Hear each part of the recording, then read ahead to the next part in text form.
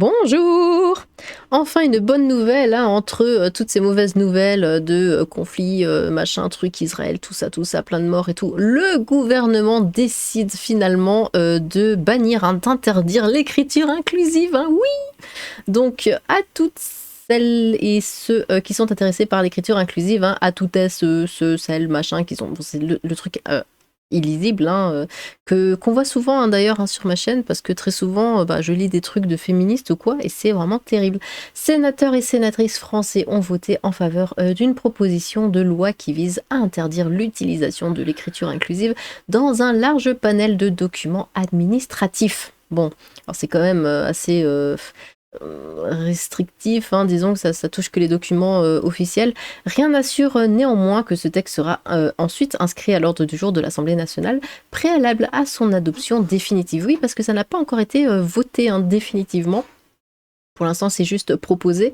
Voilà donc un hasard du calendrier qui a remis sous les feux de la rampe le débat que suscite depuis quelques années déjà, hein, l'écriture inclusive.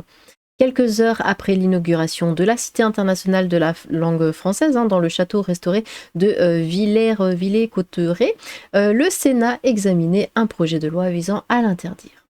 Après des débats très animés, les sénateurs ont voté à 221 voix contre 82 ce texte de loi. Il prévoit de bannir cette pratique dans tous les cas où le législateur et éventuellement le pouvoir réglementaire exigent un document en français comme les modes d'emploi, les contrats de travail, les règlements intérieurs d'entreprise. Il y en a qui écrivent ça avec le point inclusif quand même. Et c'est vrai que je vois très souvent des trucs sérieux, des trucs d'entreprise ou quoi avec le point inclusif. Enfin, pour moi, ça perd vraiment toute crédibilité. Pour moi, c'est pas sérieux. Je me dis, c'est pas des professionnels s'ils écrivent avec ça. Dans cette langue, le masculin fait le neutre, on n'a pas besoin d'ajouter des points au milieu des mots, des tirets ou des choses pour la rendre lisible, hein, a dit Emmanuel Macron. Et alors c'est extrêmement rare, hein, mais là évidemment je suis tout à fait d'accord avec lui. Depuis Villers-Cotterêts, est-ce que je le prononce bien? Emmanuel Macron avait donné le ton, hein, un peu plus tôt, défendant les fondements de la langue, les socles de sa grammaire, la force de sa syntaxe pardon, et évitant à ne pas céder aux airs du temps. Dans cette langue, le masculin fait le neutre, hein, on n'a pas besoin d'ajouter des points au milieu des mots, des tirets ou des choses pour la rendre lisible. Ajouter le chef de l'État, bah oui, tout à fait, parce que ça rend ça illisible. Et pensons aux gens qui apprennent le français. Le français est déjà extrêmement compliqué, même pour les Français eux-mêmes, hein, disons-le. Si on commence à, franchement, à rajouter des trucs qui même pour le français lui-même, c'est illisible, mais imaginez les gens qui essayent d'apprendre notre langue, mais ça va être terrible. Vraiment. Enfin bon, les documents qui, en application de la présente loi ou d'une autre disposition législative ou réglementaire, doivent être rédigés en français, ne remplissent pas cette condition, pardon, décidément j'ai du mal, lorsqu'il y est fait usage de l'écriture dite inclusive, entendue comme désignant les pratiques rédactionnelles et typographiques visant à introduire des mots grammaticaux constituant des néologismes ou à substituer, il y a plein de mots compliqués, ça m'énerve, à l'emploi du masculin, lorsqu'il est utilisé dans un sens générique, une graphie faisant ressortir l'existence d'une forme féminine, précise le texte. La seconde phrase du premier alinéa du 2 de l'article L 123 bidule du Code de l'éducation est remplacée par des phrases ainsi rédigées. L'usage de l'écriture dite inclusive au sens de l'article blabla du machin truc relative à l'emploi de la langue française dans les documents qui s'y rapportent est interdit. Des exceptions à l'usage du français peuvent être justifiées. Exi le point médian dans les documents administratifs.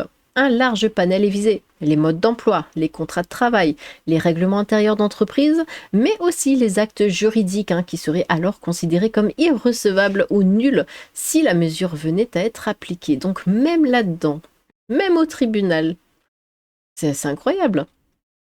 Yael, c'est le banni. Ça c'est horrible. Les sénateurs demandent l'interdiction des mots grammaticaux constituant des néologismes tels que Yel, une contraction de il et elle, ou c'est le contraction de celle et ce. La proposition de loi prévoit aussi d'inscrire l'interdiction de l'écriture inclusive dans le Code de l'éducation, alors que son utilisation est déjà proscrite à l'école par une circulaire de l'ancien ministre de l'Éducation nationale, Jean-Michel Blanquer, en 2021. C'est une pratique qui est justement contraire à l'inclusion, dit Cédric Vial, rapporteur. Bon. C'est une pratique qui est justement oh mais ils sont chiants à répéter, qui est justement contraire à l'inclusion, plaide le rapporteur Cédric Vial auprès de l'AFP. Les plus impactés par son utilisation sont en effet les personnes en situation de handicap et d'illettrisme ou atteintes de dyslexie. Bah oui, mais ça doit être complètement terrible. C'est une contrainte supplémentaire.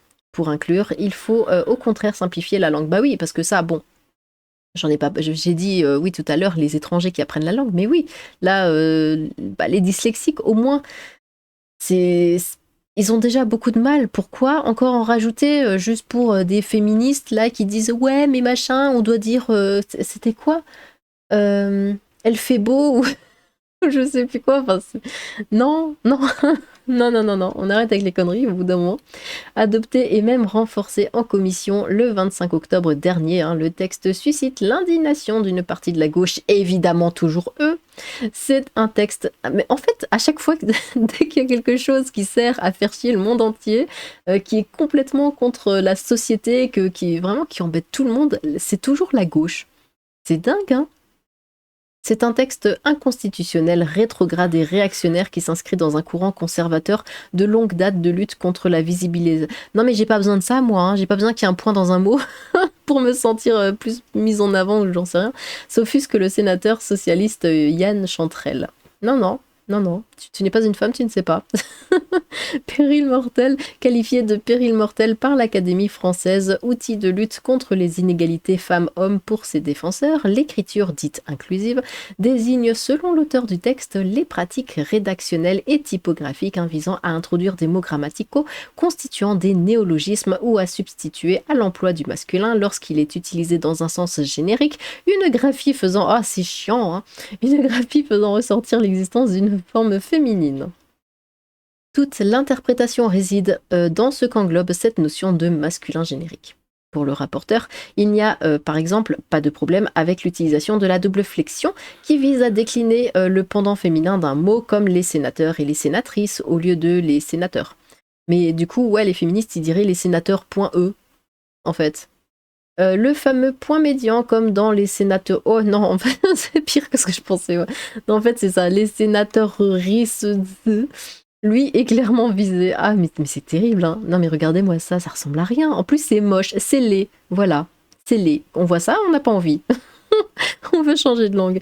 Yann Chantrel fait remarquer que la rédaction actuelle du texte rendrait nulles toutes les pièces d'identité éditées sous... Même les pièces d'identité, il mettrait ça dans les pièces d'identité sous l'ancien format, où figure la mention née entre parenthèses comme ça, pour la date de naissance. Cédric Vial assure, lui, que cela n'entre pas dans le champ d'un masculin générique.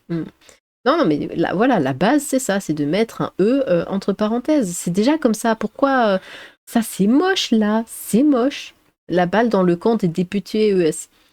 La proposition de loi a de bonnes chances d'aboutir à une adoption compte tenu de la domination de la droite et du centre à la Chambre haute, ce qui serait une première au Parlement. Mais rien n'assure qu'elle sera reprise ensuite par l'Assemblée. Une proposition similaire du Rassemblement national a en effet été retirée en cours d'examen en octobre alors qu'elle se dirigeait vers un rejet. L'interdiction de l'écriture inclusive existe actuellement dans une circulaire de 2017 prise par l'ex-premier ministre Édouard Philippe. Ah bon déjà? Ah bon? Ah bon? Celle-ci invitait les ministres, en particulier pour les textes destinés à être publiés au journal officiel de la République française, à ne pas faire usage de l'écriture dite inclusive. Plusieurs parlementaires ont déjà fait des propositions en ce sens, notamment au sein de la majorité. Le député François Jolivet, Horizon ex-LREM, avait ainsi déposé en 2021 une proposition de loi interdisant l'usage de l'écriture inclusive aux personnes en charge d'une mission de service public jamais inscrite à l'ordre du jour. D'accord. Masculin-féminin, écriture inclusive, un débat qui divise entre féminisme et politique. Le 7 novembre 2017, 313 enseignantesses publiaient un manifeste.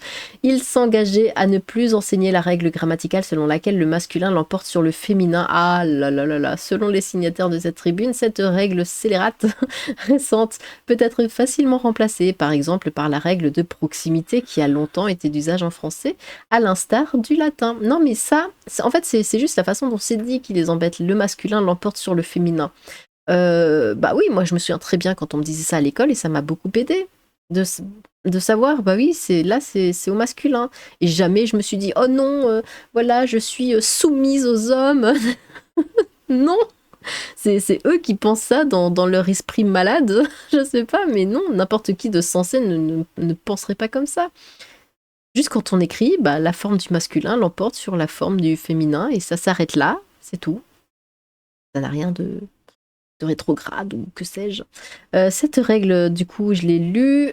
Ah non, il répète. Cette règle scélérate idéologique a été dictée au XVIIe siècle pour asseoir dans la langue la hiérarchie des textes. Cette règle scélérate institutionnalisée contribue à faire du sexisme la norme linguistique, scolaire, sociale, mais pas du tout. Les signataires du manifeste appelaient chacune à les rejoindre pour participer au changement des pratiques et des mentalités. Ce n'est pas la langue française qui est textiste, hein, ce sont ces locuteurs et locutrices qui ne sont pas responsables de ce qu'on leur a mis dans la tête, mais de ce qu'elles et ils en font. D'accord. Comme le rapporte le site cafépédagogique.net, cafépédagogique.net, c'est l'autrice et historienne Eliane Viennot qui avait lancé et coordonné le manifeste, nourri de ses recherches et de ses réflexions. Non, le masculin ne l'emporte pas sur le féminin, bah si, en retraçant notamment le long effort des grammairiens et des académiciens à partir du XVIIe siècle pour masculiniser le français, viriliser les noms de métiers et changer les accords d'usage. L'autrice a aussi publié un guide pour un langage inclusif. Dans son introduction, elle précise: ce n'est pas la langue française qui est textiste, ce sont les locuteurs et locutrices qui ne sont pas responsables de ce qu'on leur a mis dans la tête, mais de ce qu'elles et ils en font. Je ne prononce pas l'écriture inclusive et elle me dérange pour la lire, évidemment, pour la prononcer, dit Barbara Cassin, membre de l'Académie française sur France Inter.